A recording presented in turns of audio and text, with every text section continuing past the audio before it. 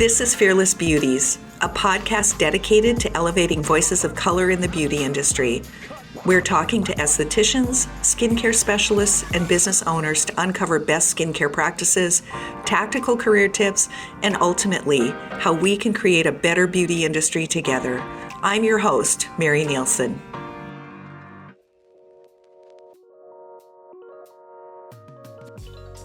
Welcome to the 5th episode of Fearless Beauties. Today, I'm excited to chat with some inspiring women about entrepreneurship. Not just the seemingly glamorous parts about running a business, but what it's actually like to bring an idea to a reality. I'm also excited to announce that Taylor has officially agreed to be my co-host for the podcast. I'm really excited to be a part of this unique and powerful dynamic we have. I've enjoyed the intellectual conversations, and it's fulfilling to see the feedback we've been getting from Esties. Entrepreneurs face some really big challenges when they're getting started. And I think one of the biggest challenges is cash flow. You don't have a good sense of what your cash flow will be like, and you don't know what periods are really going to be dry, when things are going to ramp up for a busy season. Cash flow is definitely a challenge for sure. What I also believe is challenging is consistently putting oneself in the mindset of success in the midst of those challenges. I would assume that through those dry periods, especially when first starting out, you have to really know yourself, and your self-motivation and perseverance has to constantly triumph over the hurdles, and recognize that it's okay to ask for help. When I was starting out, I tried to do everything myself because I thought that I didn't have the funds, I didn't have the money or the cash flow to hire people to do things like bookkeeping and taxes. And so that was just a huge mistake. It cost me more in fines and penalties with the IRS once I figured out that my addition and subtraction skills were not as good as they should have been. So I wish I would have hired out the financial part right away and then concentrated on what I knew best, which was taking care of skin. Well, it sounds like you took a pretty big leap, Mary, and I think it's okay because now you can actually educate entrepreneurs and future entrepreneurs on what to do. And I can assume that your thoughts on how starting a business could be different from the reality of actually executing it.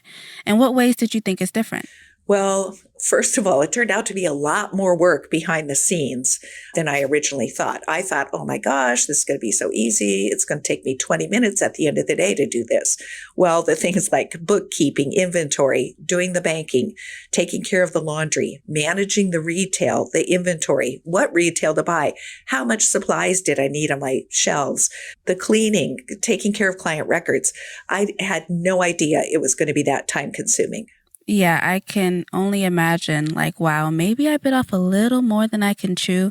And I think that's a completely normal feeling. Mary, I remember you chatted with Onisha Claire about this. How were her expectations different from her reality of running her business, Bossy Brows? Well, let's find out. This entrepreneurship stuff is real work. It's really, when it's just an idea in your mind, I think that's so fun. It's so great when it's just an idea. But realistically, once you begin, you've got to execute the idea, make sure it's done right. Once you actually get customers, you've got to follow up, you've got to maintain, make sure the stock, get your insurance, you've got to market, you've got to promote, and you got to be cute too. It's just not for the faint of heart. And I tell you, I'm amazed. I don't have a lot on my plate personally.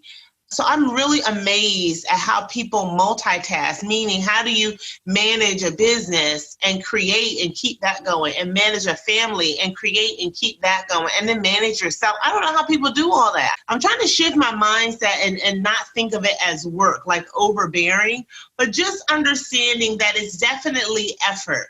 That just because you have a good idea, doesn't mean it's going to be flowers and roses. The work is the mind work, to shift my mind, if that makes sense. Yes. Because the process of creating is one thing, but to get it out of your head and into the marketplace is very real.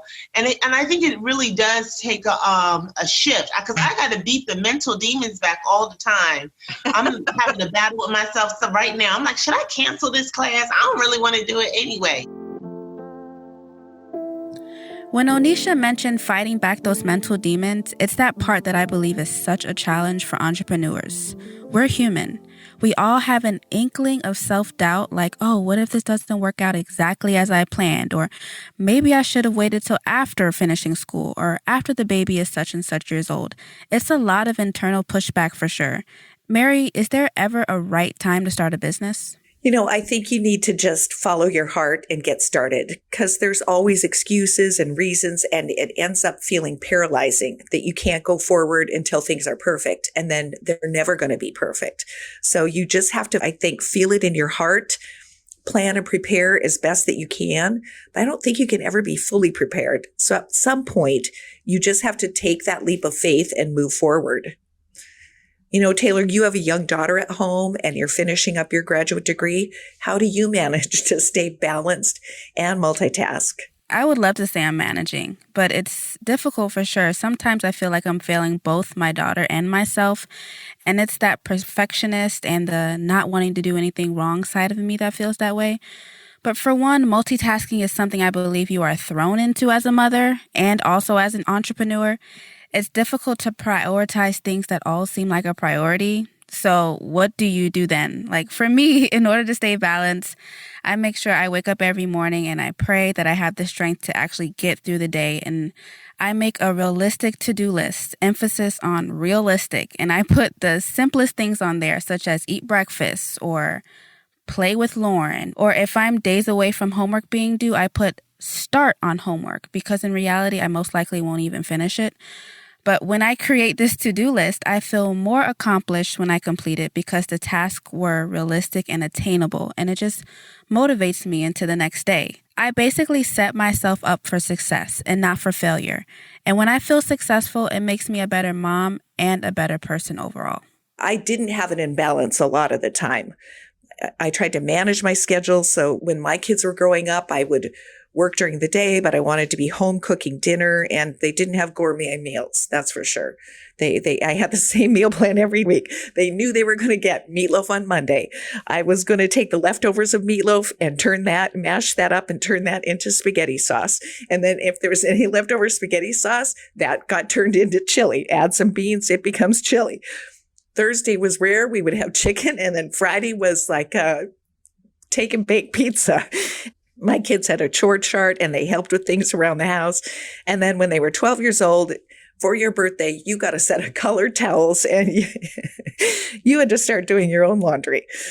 And so I would make sure that I could make it to the last few innings of their ball game or the last quarter of whatever sporting events they were in school. And so I did have the capability of controlling my schedule.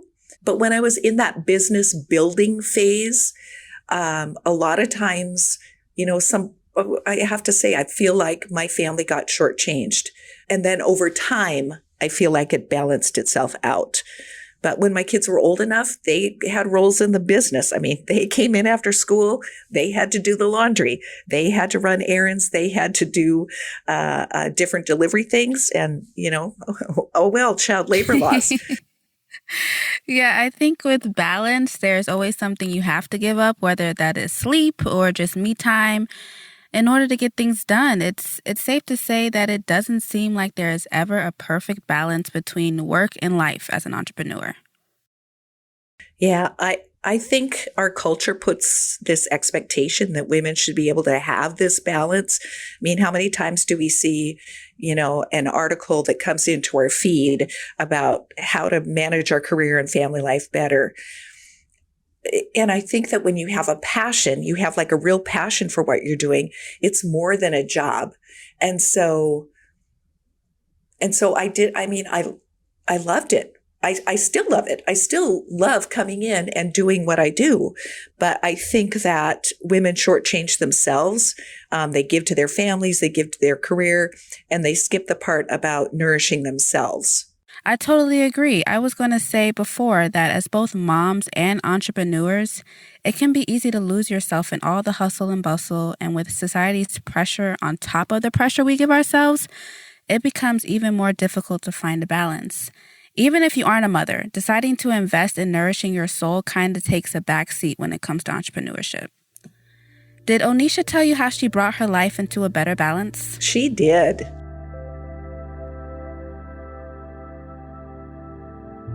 So I opened up a nail salon here in Philadelphia. So for 9 years, I created, owned, and operated the largest Black-owned nail salon in the country. It was called Coco Nails. And we had a huge full-time staff and a lot of recognition and a lot of awards. But the nail salon was my incubator. I was really able to see, in terms of beauty, what was profitable that wasn't hair. So we did body waxing, eyebrows, and we did some express facials. And after about 3 or 4 years, I really, because, at first I wasn't making any money, Mary, I gotta be honest. I wasn't making any money. It was just a labor of love. I loved being of service and I loved being in the community. And in the nail salon, it's just like hanging out with your girlfriends. It was a good time. It was a good time, but I realized that the esthetician services were more profitable. And so I kept the nail salon, but then I opened a brow boutique on the other side of town. And that brand was called Bossy Brows. And so I had this cute little brow boutique. We specialized in brows, body waxing, and express facials. And it did really well. And then I opened up a second brow location outside of Philadelphia. And then I realized I just was out of love with nails because I wasn't spending time at the nail salon anymore. I just became a manager. And Lord knows that was awful. Just managing people, not even just people, creatives, divas, want to be business owners, men. Just, it's one thing when you're in there with them, and interacting and you're in their daily lives, but just being the manager and the owner, there was just no joy in it. I mean, I was making money, but it just wasn't enough for me. And so I decided to close the nail salon. I like to tell people I right-sized my life. I closed the nail salon. I sold one of the brow bars, and I simply have a 700 square foot, 2 office plus waiting room studio. And we just do eyebrows, eyebrow maintenance, eyebrow restoration, and lash lifts. That's all we do. And so I've completely right-sized my life, and I'm a solopreneur, and I love it. I think Onisha was brilliant because she put her business hat on and she really looked at the profitability of what she was doing. Yeah, I agree. I admire Onisha because she went with what made her happy. And I have always said this. Finding fulfillment in work is important because we spend so much of our time working. Especially as an entrepreneur, your life is basically your business. It's your brand. And if you aren't happy with it, you won't feel fulfilled. Onisha went from heading up the largest Black-owned nail salon in the country to right-sizing, like she says, to her little brow sanctuary, and she is much happier and making more money. Now, money is important, okay? And I believe she found her balance of making more money and providing aesthetic services and doing what she loves.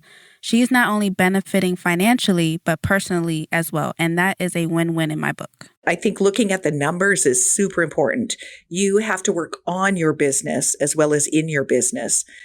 And when estheticians are trying to undersell their services or give big discounts, sometimes in order to bring people in the door, they lose sight of the fact that if they have a day of $10 brow waxes, that's not going to keep the doors open and it's not going to give them an income that they can live on. Onisha decided to choose happiness and do what was right for her by shutting down her nail salon and selling one of her brow locations.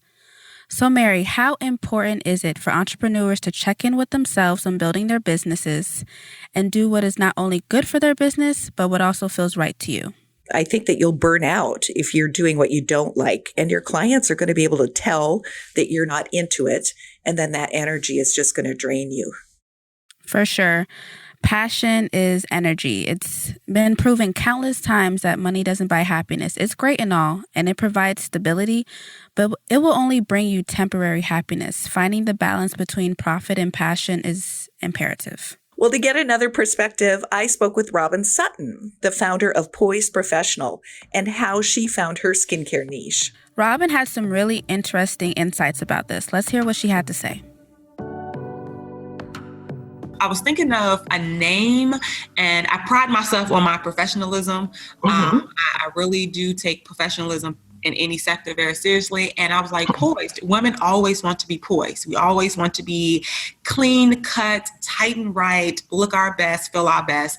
And that's why I want, like, if I can get women to feel that whatever their definition of poised is and provide them with a really great professional experience. I love the names, just like extremely clear of like, if I'm coming to you, my expectation is I'm going to be feeling more poised, feeling more professional, just so clear. Yes. So what kind of treatments do you do? I focus on acne. That is acne and hyperpigmentation with the emphasis of Black women and women of color. And even though dealing with acne throughout my teenage years after I became a mother, I really dealt with cystic acne and really bad hyperpigmentation, and the emotional aspect of dealing with acne that a lot of people don't speak about. That was very important to me, of dealing with that and adjusting to motherhood. But on my own journey of healing from acne and treating my own acne, just fell into my hand, like the niche. That is what I wanted to focus on. And just realizing that at some particular point in life, we're going to probably deal with acne from genetically or any changes that we go through, and it really take a toll on women emotionally. And I focus on that as well with the emotional journey of healing skincare. So it's like when I think about acne, with my background in Aveda, it's a holistic approach. Like, you have to take care of your diet, you have to take care of your emotional state in order to reach your skin goals. And so going through that process personally after becoming a mother, that's what made my emphasis focus on acne, but also from a holistic approach from that. Yeah, I like the idea of the holistic approach. I think sometimes skincare education misses that. Mm-hmm. And, you know, your education particularly, where it's focusing on more of a holistic approach, recognizing that you've got to look at more than just the surface of the skin. You've got to go all the way throughout the entire body, right? Yes. And that's the cool part. And that's the one thing about acne. It was just like, I cannot talk about acne and not talk about like gut health or stress level or, different hormonal levels. So that's why I fell in love with that, because it forces you to focus on self, especially after having a life transition of being a mother or whatever life transition take place. Stress, new job, a pandemic, all different type of stuff. A correlation between Onisha and Robyn's stories is how they found their niche by defining what was important to them. For Onisha, it was sizing down and creating a small boutique brow experience. For Robyn, it was finding her passion for self-care after experiencing that cystic acne herself after childbirth. What are your thoughts, Taylor? Do you think your niche needs to come from your own experience? Oh, 100%, hands down. First off, I love Robyn's personal journey to holistic skincare. I know that after I became a mother just 16 months ago, I started noticing so many changes to my body. And it's not so much skin related because I've always dealt with acne, but I became more sensitive to pollen. Well, I could no longer eat the way I used to, like dairy and raw onions. They no longer sat well with me. And I could feel what I ate now, like after having chocolate or fast food.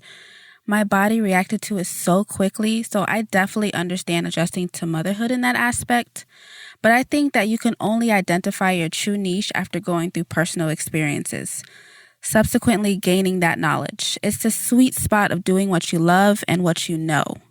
But in the world of entrepreneurship, it also has to be profitable. And I think both Robyn and Onisha found that balance. I think that's why it takes so long for people to really find their niche. Like, you can think you found it and figure out years later that that thing was not your passion. Therefore, you're back at square one, and that's okay. What are your thoughts on Robyn's holistic experience to treating acne?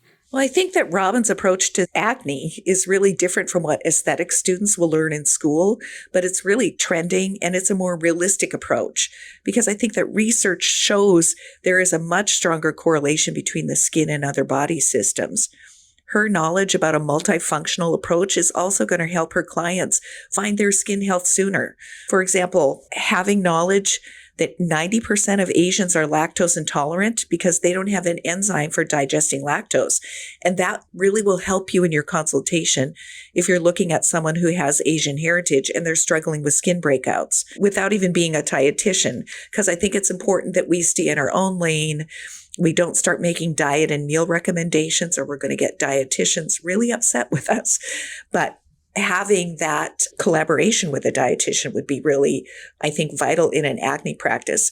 But you could help your client's skin by asking them to try a dairy-free diet for a couple of weeks, or digging into the consultation a little bit deeper to see if your client has polycystic ovarian syndrome, because that hormone imbalance will cause acneic breakouts because of the excess androgens.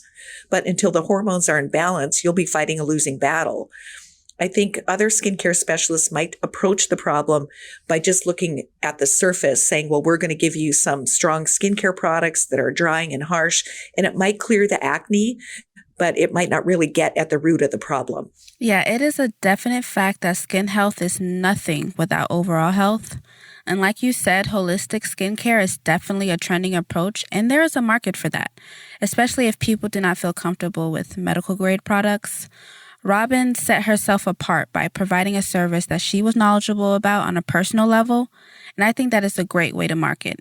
If clients see that their esthetician had or is having the same skin issues they are and is succeeding in treating it, they would feel more comfortable coming to you to fix their skin. Why is it important to set yourself apart as an entrepreneur? Well, I think that clients want to go to the expert. They don't want to spend their money, really, to see someone who's just mediocre at a lot of things. If they have acne, they want to see the best acne specialist. Or if they have hyperpigmentation, they want to see the person who specializes in hyperpigmentation.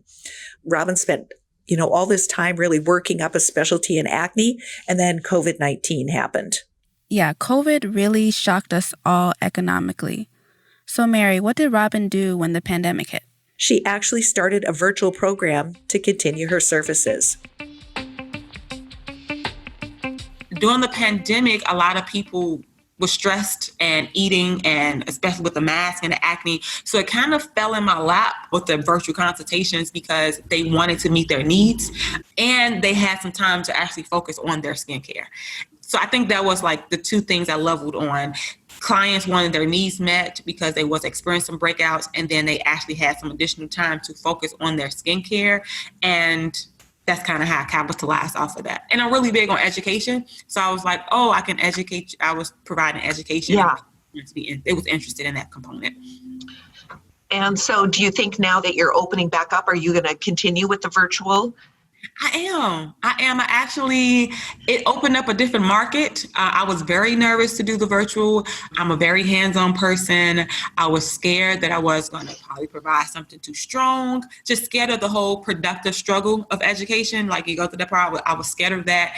But it turned out to be very successful. I have really learned a lot, and it opened up the market to have more clients across the states versus just being here in Chicago. My clients are not here in Chicago. Majority of them are scattered. Well, all of them are scattered throughout the state. So I was very proud of myself for that one, and I was very impressed. I was like, you trust me enough from a different state for your skin? I don't take that lightly. And I was able to be successful. And I use Face Reality and I use Skin Script. So I was able to be successful with that. So that has been my highlight as my career. When COVID hit, Robyn was able to pivot and bring her services online. Mary, how important is it to be adaptive to your environment as an entrepreneur? I think that flexibility and adaptability is really key to survival, especially as a small entrepreneur. Being able to pivot and offer what your clients want when they want it, rather than having to go through sort of a corporate chain to be able to add a new service. If you're small, you can adapt very quickly. People are so plugged into social media and television, and they want what they want when they see it. When I had my med spa, I know I could count on the phone ringing within a couple of hours to ask if we offered a particular service, if it was being featured on The Doctors or The View. And then also having that sense of intuition about what's going to be the next big service. Being an early adopter of technology, that's also really helpful. Taylor, what are your thoughts about Robyn's virtual program? Do you think the future of beauty could be online? Yeah, of course. Robyn did a great job with taking an unexplainable and unfortunate and truly emotional time for all into an opportunity to expand her business and to expand her brand, and also step out of her comfort zone into the educational realm. I think it's brave, and I think that virtual programs, even after this pandemic, are going to be very popular. The future of beauty will definitely be online, even after COVID. Today, actually, my mom had a virtual consultation for her skin because of her hormonal changes. They have drastically affected her skin, and she needed answers. I have seen on Instagram how creative Esties are becoming in order to continue marketing their brand and make money, with virtual consultations for one. So I think it only helps entrepreneurs. I think it also makes them more driven and hungry to expand their clientele. Like Robyn said, her virtual program catch the eyes of clients in other states, and that's amazing. As far as we know, based on the news, we have a while until we see the end of COVID. This is our new normal, and it's important for everyone to accept it and push forward. The power of resilience. We have to get back up even stronger when life knocks us down. Mary, what advice would you give entrepreneurs in the beauty industry to help them weather COVID? I think they need to actually keep that positive mindset, maintaining flexibility, and think about raising their prices, and then learn to boost their retail sales. I think this is the time to invest in a strong online platform that will really showcase their niche. And I know when I talk about raising your prices, I've gotten a lot of pushback from people saying, how can I raise my prices when I've been closed for months? I need the clients. But I think this is the perfect time. You're not going to see the same number of people because of COVID distancing, the sanitation requirements that you're going to have to perform between clients, and the cost of PPE is a lot. Gloves, masks, disinfectant, it's gone up like 30 to 200% since last February. And then when I'm talking about retail, I mean, not just retail skincare, but think about adding other small add-ons like retail home skincare devices. Talking to your clients about maintaining the professional results with skincare and a few home devices could really be an easy add-on. And then think about introducing the virtual consultation and connect with clients in a regular way that is going to then build the trust in the relationship. Yeah, 100%. I know when you mentioned raising prices, Mary, I was like, huh?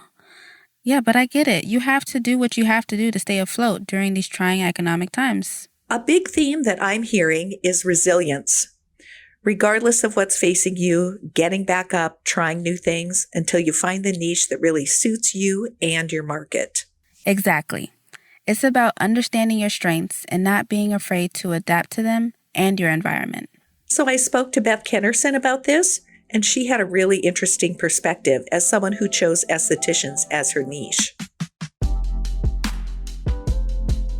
Writing's always been my strength. And there are a lot of estheticians who, they have other strengths outside the treatment room, of course, but for a lot of them, they don't know how to describe what they do. They do what they do really well, but when it comes to putting it on paper, they're like, ooh, I'm not totally sure how to describe this, or how do I make this sound like something someone wants to come in and buy or sit down for or benefit from.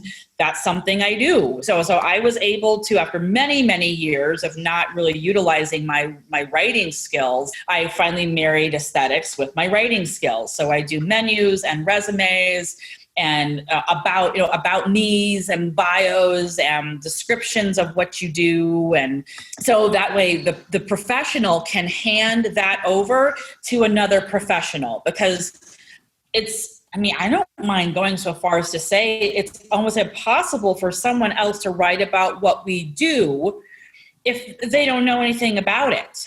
All you're going to be able to do is say, this makes your skin soft, this is nice, this is relaxing, where I can describe in detail that a layperson can understand the benefits of microneedling or the benefits of microcurrent. Or I write a lot of private label copy for clients. So if you've got a private label line, once again, you know that you want to put a line together. You have the finances, you know what color bottles the product is going to go in.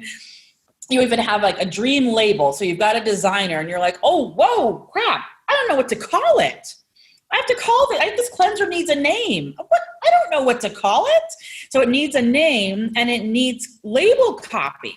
And that's where I come in. So for example, and of course I'm always 100% confidential with my clients, but I'll give you, like, if you were doing a line, it had 6 products in it, I would send you 6 names for each of the 6 products. Most of the time people pick one of those 6, but sometimes me providing those 6 is enough for them to say, ooh, I love this one, but I'm going to call it elixir versus toner, or toner versus essence. So everything comes full circle. They get what they need to round out their project or their dream in expert terms.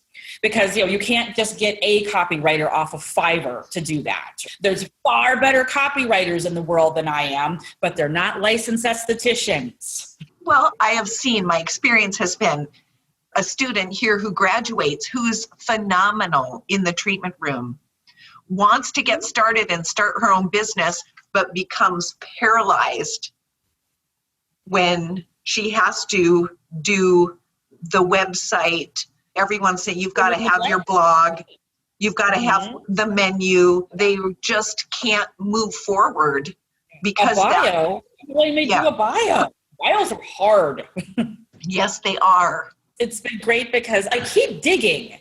Like, sure, am I the only person doing this? Kind of pinching myself, like, yeah. Now I've come across 3 or 4 other companies that they write for the beauty industry, but that's, foundation and hair conditioner and lipstick and things like that. Not professional skincare.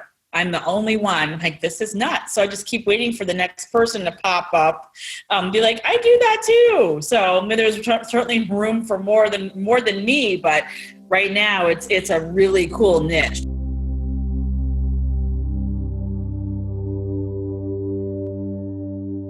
So Taylor, what are your thoughts about how Beth found her niche?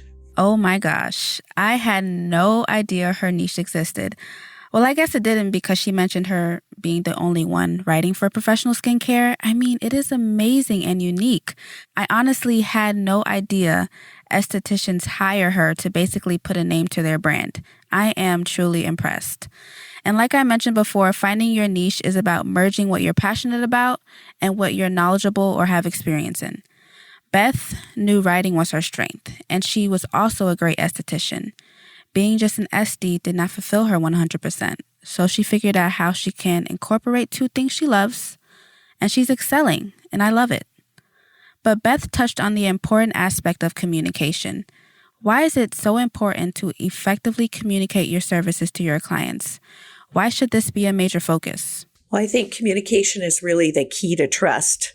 You have to find out where your client's really at during the consultation. You kind of need to be their best girlfriend, to really find out the details to create a strong treatment plan that's going to be effective. I remember a story that Joelle Lee, she's a pioneer in multicultural skin.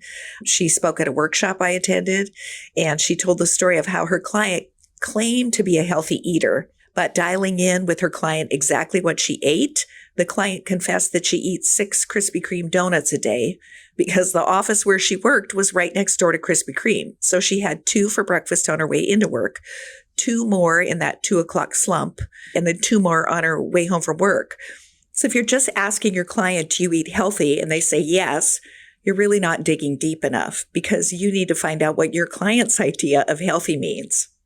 When you're discussing your treatment options, you need to make sure to include all of the complications, all of the risks, and actually making sure that they're making an informed decision. I remember a horror story with a client I had who came in for a consultation. She wanted me to treat the sun damage on her arms.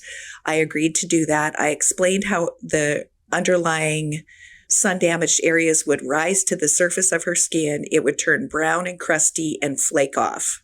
And she said, great, let's do it. I'm treating her arms. This is on a Thursday. She explains to me that, yes, my daughter's getting married on Saturday, and I'm wearing a sleeveless dress, so I want my arms to look beautiful. And I neglected to tell her that her arms weren't going to immediately turn brown and crusty and flake off, that the brown crustiness would probably start in 2 days, and that would gradually flake off over the course of 2 weeks. So on that Saturday of her wedding, her arms would look the worst that they would ever look. And so she had to buy a sweater to wear over the dress to cover up her arms. And she was not happy with me. I wouldn't be happy with you either. I know. But this is all the learning experiences where you learn to take the time in your consultation and absolutely cover every single thing. So now I say, what's your time frame? Do you have any special events coming up? So that I can make sure to understand that we have the same expectation. My expectation of the progression of her treatment and my client's expectation of what her skin is going to look like. So, Taylor, what are some ways that you've managed to communicate Fearless Beauties that has really resonated with people? One way is that I mention the mission as much as possible. Treating skin of color with confidence. Before the killing of George Floyd, I focused on providing inserts from the book on all chapters: Asian skin, Nordic skin, transgender skin, etc. But as the BLM movement picked up, I made sure to capitalize on that and focus not only on racial injustice posts, but providing education on Black skin. Our followers really appreciated that content, and I believe that it showed them how inclusive we were from the beginning. As the movement's momentum started slowing down on social media, I guess you could say, I still made sure to reference it every now and then. It's a big deal, but I did not want to put other ethnicities and cultures on the back burner. I guess I just continued to highlight everyone, all skin, equality. That is what we're all about. Provide as much education as possible. And with this podcast, we are really communicating with people on another level. So I make sure to market that as much as possible as well. I think that now estheticians are going to really struggle if they don't have an online presence. Fearless Beauties really picked up when we began to enhance our online presence, but especially with COVID. I think experts say that you really build your business with personal referrals and word of mouth, but today's limiting social contacts and interactions, and honestly, the transcendency of social media, the word of mouth, I think, is losing. Yeah, and I don't have statistics for that. It's just like a personal gut thing of I think word of mouth is losing and social media and our online presence is taking over because people will check out your ratings and your reviews online. Then they decide if they want to book an appointment. Then when you get them, you get that personal contact with them, that one-on-one, being genuine and authentic and really interested in each person's story when you have that initial consultation. So, Taylor, what kind of advice do you give aspiring business owners who are looking to build their client base? Well, that's a great question, Mary. I would first advise them to internally analyze their personal experiences, their knowledge and passions, and find something that aligns with that and is profitable. But to build your client base, it is important to be honest, real, and express that on social media. People like to see transparency. It gives them something to connect with. Using social media to build your brand and client base is so important. If you do not know where to start, ask for help. Lastly, do the necessary research to find what your ideal clients need and want. Feel free to ask them what they want more of from you and your brand, whether it's different services or products, and find a way to incorporate that into your business. Within this episode, we've talked to 3 incredible women who have built their businesses from the ground up and really owned in on their niche. A niche is going to set you up as the expert rather than the generalist. When people who care about their skin want to come to a professional, they want someone who is the best in that particular problem. You might start out as a generalist, but I think it's really smart to eventually transition to a niche or a specialty, then build some collaborating relationships with other estheticians. For example, when I first started, I did everything. I did waxing and facials and microderms and chemical peels and laser hair removal and laser skin rejuvenation, and every bright new shiny thing that came along, I wanted to do it. But after a while, I just knew that waxing and facials weren't my thing. So I had estheticians that loved that part of the business, and I trusted them, and I would refer my clients to them if they wanted those treatments. Taylor, what key lessons will you be taking away from the episode today? Well, I will definitely be taking away how important it is to find your niche as an entrepreneur, and that it doesn't always come easy. It takes some trial and error, but eventually you will get there if you stay focused, capitalize on your strengths, and do what truly makes you happy. I love those 3 things. I really appreciated these women's stories because they got started, they recognized their strengths, and then they moved their businesses into ways that they could succeed and be happy. Yes, I really appreciated their stories as well. I love how transparent and honest they were.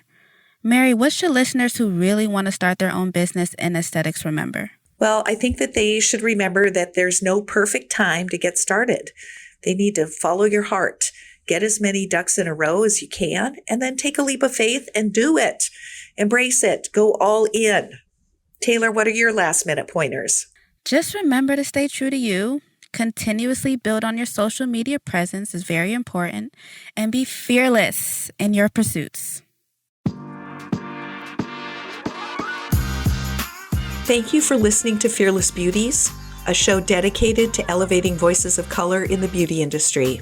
I'm your host, Mary Nielsen. Until next time, keep educating yourself, remember to stay open, and be fearless in the pursuit of creating a better, more inclusive world.